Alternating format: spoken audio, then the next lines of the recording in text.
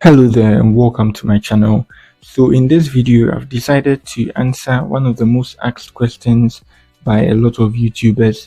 That's what is my channel ID. So I'm going to show you how you can find your channel ID.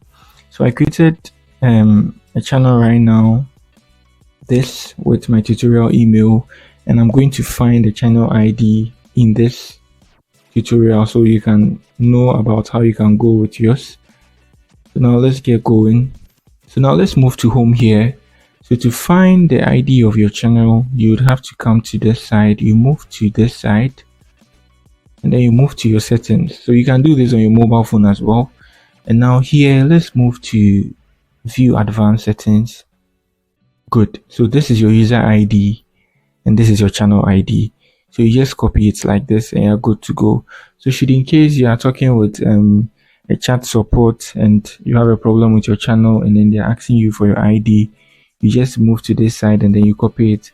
Sometimes when you come to your channel and then you copy your URL, they can find your channel and solve your problem for you.